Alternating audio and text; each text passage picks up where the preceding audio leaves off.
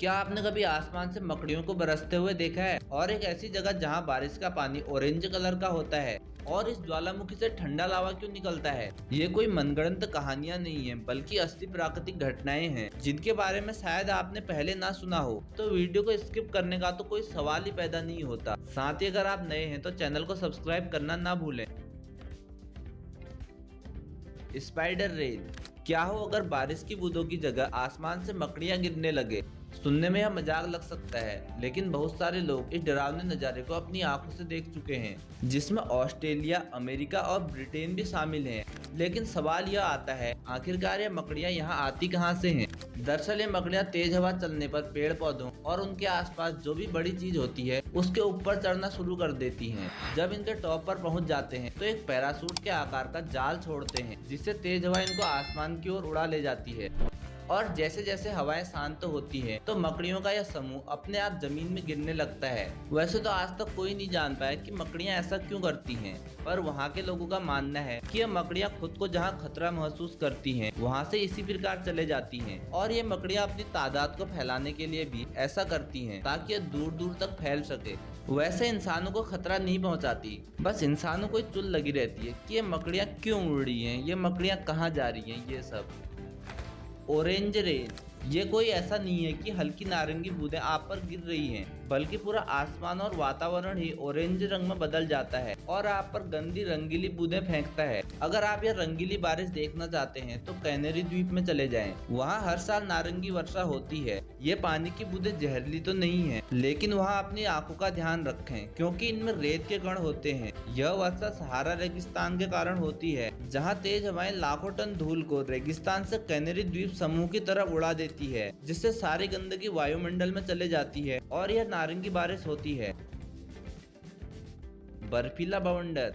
बवंडर तो आपने देखे होंगे, लेकिन क्या आपने बर्फीले बवंडर के बारे में सुना है? सोचो अगर यह बर्फीला बवंडर आपके पीछे आ जाए और आपके साथ टकरा जाए तो क्या होगा। हाल ही में अमेरिका में ऐसा ही हो चुका है। बर्फ का एक बवंडर रास्ते में चल रहे एक आदमी और उसके कुत्ते के साथ टकरा गया, लेकिन देखने में जितना खतरनाक और डरावना लगता है असल में उतना होता नहीं है। उन दोनों में से कोई भी घायल नहीं हुआ। ऐसे बवंडर तब देखने को मिलते हैं जब ठंडी हवाएं बर्फ के कणों को चक्रवात की तरफ गोल गोल घुमाने लगती है, जिससे सफेद बवंडर तैयार हो जाता है। पर यह देखने में तो खतरनाक लगता है, लेकिन असल में खतरनाक होता नहीं है। ज्यादातर अभी तक ऐसे प्रकार के बवंडर ने कोई हानि नहीं पहुंचाई है, क्योंकि इस तरह के बवंडर में इतनी ताकत नहीं होती जो तोड़फोड़ कर सके। Ice tsunami. अब मिलिए बर्फीले राक्षस से। यह प्राकृतिक घटना बर्फ से कहीं ज्यादा खतरनाक है। आप कल्पना करो कि बर्फ के टुकड़ों का पहाड़ बाहर सड़क में घूम रहा है और उसके रास्ते में आने वाली हर चीज को वह तहस नहस करते जा रहा है। देखने में यह सुनामी की तरह दिखता है, लेकिन पानी की जगह यहाँ बर्फ के टुकड़े होते हैं। बर्फ की सुनामी इतनी खतरनाक होती है कि घरों, कारों और पेड़ों तक को भी तहस नहस कर जाती है। यह 3 कारणों से आती है। जब जमीन एकदम सपाट हो, ढीली बर्फ हो और तेज हवा चल रही हो। तेज हवा से बर्फ के टुकड़े उड़कर किनारे में इकट्ठा होकर एक बहुत बड़ी दीवार का रूप ले लेते हैं, और फिर जैसे ही हवा थोड़ी और तेज होती है तो यह पूरी दीवार ही उड़ने लग जाती है। Fire tornado. वैसे तो बाउंडर बहुत प्रकार के होते हैं, लेकिन अग्नि बाउंडर एक ऐसी चीज है जिसके बारे में शायद ही आपने सुना हो। यह देखने में ऐसा दिखाई देता है कि जैसे किसी इमारत में आग लग गई हो और जलती इमारत भाग रही हो। आग और तेज घूमती हुई हवा एक कीप बना देती है जिसके अंदर पूरी आग ही आग होती है। इस बाउंडर की ऊंचाई 400 फीट तक हो सकती है और 150 किलोमीटर प्रति घंटे की स्पीड के साथ यह बाउंडर अपने रास्ते में आने वाली हर चीज को जला देता है। 2018 में कैलिफोर्निया और 2003 में ऑस्ट्रेलिया में इसे देखा गया था।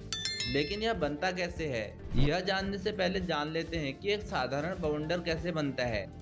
हम एक गर्म दिन के बीच एक सूखी जगह में हैं। सूरज जमीन की हवा को गर्म करता है, जिससे हवा की निचली परत ऊपर की तुलना में अधिक गर्म हो जाती है और तेजी से ऊपर की ओर जाने लगती है। ज्यादा गति के कारण यह हवा घूमने लगती है, जैसे बाथटब का पानी घूमता है जब वह तेजी से नाली के छेद में जाता है। इसी प्रकार से अग्नि बाउंडर भी बनता है। बस यहाँ फर्क यह होता है कि इसमें हवाओं को आग गर्म करती है। जब कहीं जंगलों में आग लगती है तो आग की वजह से नीचे की हवाएं गर्म होने लगती हैं और ये धीरे धीरे एक बाउंडर का रूप भी ले सकती हैं।